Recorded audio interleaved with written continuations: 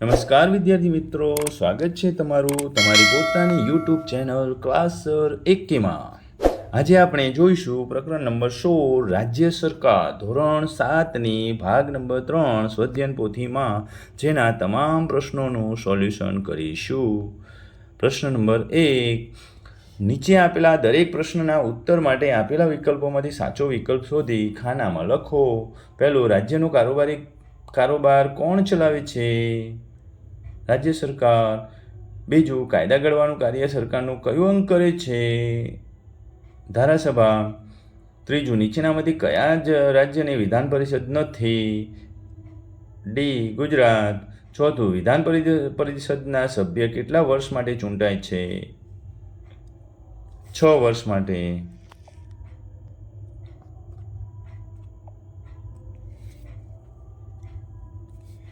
પાંચમું, કોની મંજૂરી બાદ જ ખરડો કાયદો બને છે? બી, રાજ્યપાલ.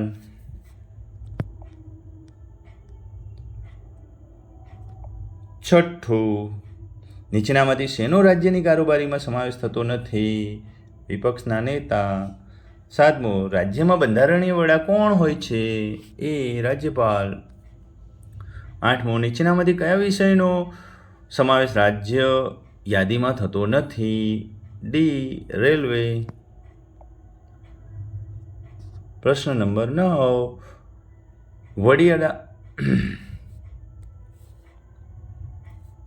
વડી અદાલતના મુખ્ય ન્યાયાધીશની નિમણૂક કોણ કરે છે? બી, રાષ્ટ્રપતિ.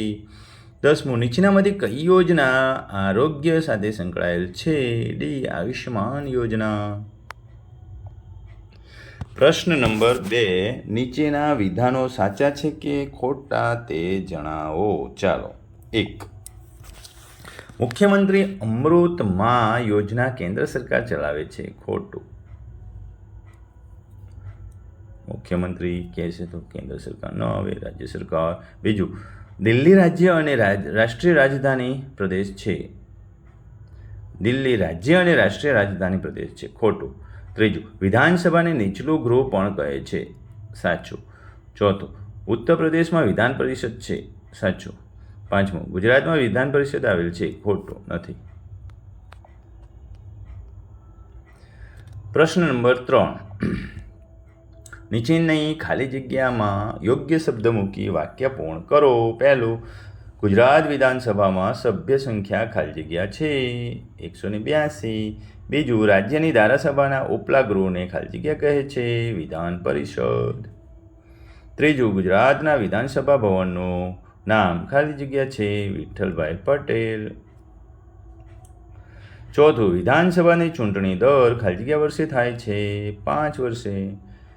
પાંચમું, દર્દીને તાત્કાલિક સેવા મળે તે માટે ગુજરાતમાં ખાલી જગ્યાની સુવિધા છે 108ની. પ્રશ્ન નંબર 4, નીચેના પ્રશ્નોના જવાબો 1-2 વાક્યમાં આપો. પહેલો, ખરડો કાયદો ક્યારે બને?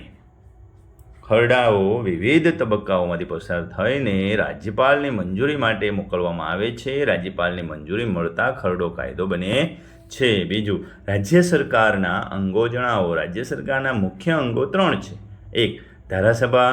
બીજું, કારોબારી. અને ત્રીજું, ન્યાયતંત્ર. ત્રીજું, મુખ્યમંત્રીની નિમણૂક કોણ કરે છે? રાજ્યપાલ. વિધાનસભામાં બહુમતી ધરાવતા પક્ષના નેતાઓની નિમણૂક મુખ્યમંત્રી તરીકે કરે છે. ચોથું, વિધાનસભામાં કોના માધ્યમથી પ્રશ્ન પૂછાય છે? વિધાનસભામાં અધ્યક્ષના માધ્યમથી પ્રશ્ન પૂછાય છે. અધ્યક્ષ એટલે સ્પીકર. પાંચમું, રાજ્યમાં રાષ્ટ્રપતિ શાસન હોય ત્યારે રાજ્યનો વહીવટ કોણ સંભાળે છે? રાજ્યમાં રાષ્ટ્રપતિ શાસન હોય ત્યારે રાજ્યનો વહીવટ રાજ્યપાલ સંભાળે છે. છઠ્ઠું, ધારાસભ્યને અંગ્રેજીમાં કયા નામે ઓળખાય છે? ધારાસભ્યને અંગ્રેજીમાં LLA member of legislative assembly તરીકે પણ ઓળખવામાં આવે છે. 7, રાજ્યપાલની નિમણૂક કોણ કરે છે? રાજ્યપાલની નિમણૂક રાષ્ટ્રપતિ વડાપ્રધાનની સલાહ મુજબ 5 વર્ષ માટે કરે છે. 8મું, સંઘ યાદીના કોઈ પણ 3 વિષયોના નામ જણાવો.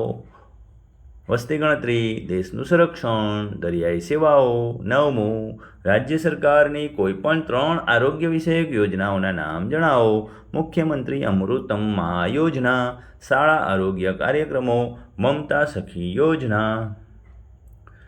પ્રશ્ન નંબર 5, નીચેના પ્રશ્નોના જવાબ 2-3 વાક્યોમાં લખો.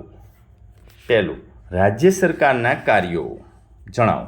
લોકશાહીમાં રાજ્ય સરકારનું મુખ્ય કાર્ય લોક કલ્યાણ કરવાનું છે. રાજ્યના લોકોની પાયાની જરૂરિયાતો વીજળી, પાકા મકાન, પાકા રસ્તા, પીવાનું શુદ્ધ પાણી, સ્વાસ્થ્યને લગતા મહત્ત્વના કાર્યો કરે છે. રસ્તા, અનાજની દુકાનો, સસ્તા અનાજની દુકાનો મારફત ખાદ્ય સામગ્રીનું વિતરણ કરે છે. ન્યાયની વ્યવસ્થા, વાહન વ્યવહાર, શિક્ષણ સંસ્થાઓ, હોસ્પિટલો વગેરેની સુવિધાઓ પૂરી પાડે છે.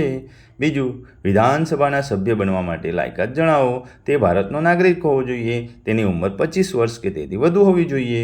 તે સરકારી સંસ્થામાં સવેતન હોદ્દો ધરાવતો હોવો જોઈએ નહીં. તે વ્યક્તિના નાદાર, અસ્થિર મગજની કે સજા પામેલ ગુનેગાર હોવી જોઈએ નહીં.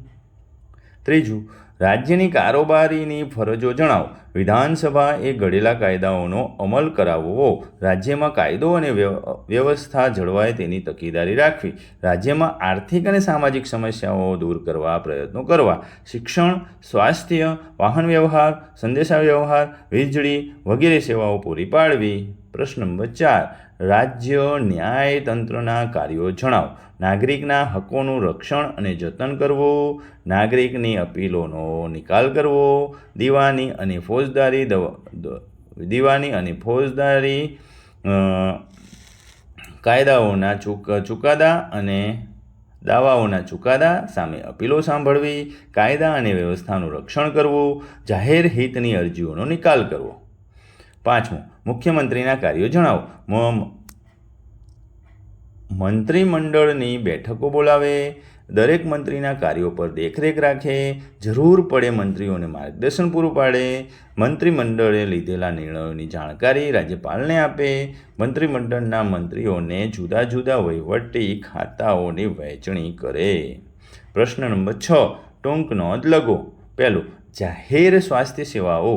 જાહેર આરોગ્ય કેન્દ્રો, પ્રાથમિક સારવાર કેન્દ્રો PHC, ગ્રામીણ ક્ષેત્રોમાં આરોગ્ય પેટા કેન્દ્રો, મોટા શહેરોમાં આવેલી સિવિલ હોસ્પિટલ, બાળકો માટે જુદા જુદા પ્રકારના રસીકરણ કાર્યક્રમો, સ્વચ્છતા અભિયાન, પીવાના શુદ્ધ પાણીની પ્રાપ્તિ, પર્યાવરણ જતનના કાર્યક્રમો, કુટુંબ કલ્યાણના કાર્યક્રમો દ્વારા જાહેર સ્વાસ્થ્ય સેવાઓ રાષ્ટ્રના નાગરિકોને પૂરી પાડવામાં આવે છે. ખાદ્ય પદાર્થોમાં થતી ભેળસેળ પર અંકુશ, નશીલી દવાઓ પર નિયંત્રણ, જીવલેણ રોગો સામે રક્ષણ અને તેના નિવારણના ઉપાયોને કારણે લોકોની સુખાકારી વધે છે. તાત્કાલિક સારવાર સેવાઓ માટે 108ની સુવિધા ઉપલબ્ધ છે. બીજું, વિધાનસભાની રચના. ધારાસભાના નીચલા ગૃહને વિધાનસભા કહે છે. બંધારણની જોગવાઈ મુજબ વિધાનસભામાં સભ્યોની સંખ્યા 60થી ઓછી અને 500થી વધારે હોઈ શકે નહીં. ભારતના દરેક રાજ્યમાં વિધાનસભા છે. રાજ્યના વિસ્તારને જુદા જુદા મત વિસ્તારમાં વહેંચવામાં આવે છે. દરેક મત વિસ્તારમાંથી એક સભ્ય ચૂંટાય છે. ગુજરાત રાજ્યમાં વિધાનસભાની કુલ 182 બેઠકો છે. દરેક રાજ્યની વિધાનસભામાં ધારાસભ્યોની સંખ્યા જુદી જુદી હોય છે. તેની સભ્ય સંખ્યા વસ્તીના ધોરણે નક્કી થાય છે. મોટે ભાગે વિધાનસભ્યો અલગ અલગ રાજકીય પક્ષોના હોય છે, તેમજ કોઈ પણ પક્ષના ન હોય તેવા અપક્ષ ધારાસભ્યો પણ હોય છે. પ્રશ્ન નંબર 7, માંગ્યા મુજબ પ્રવૃત્તિ કરો. પહેલું, મોક વિધાનસભાનું આયોજન કરો. તમારી શાળામાં આખું આયોજન કરીને દરેક બાળકને પોતપોતાની કામગીરી સોંપો અને વિધાનસભાનું કાર્ય કેવી રીતે થાય છે તેની નોંધ કરો. બીજું, ગુજરાતના વર્તમાન મંત્રીમંડળની યાદી તૈયાર કરો. મંત્રીમંડળ હમણાં જ ચૂંટણી થઈ તો વિધાનસભાનું મંત્રીમંડળની આપણે રચના જોઈએ અને કોને કયો કાર્યભાર સંભાળવા આપેલો છે એનું આખી સરસ મજાની યાદી તૈયાર કરીશું. ઓકે બાળકો, આવજો.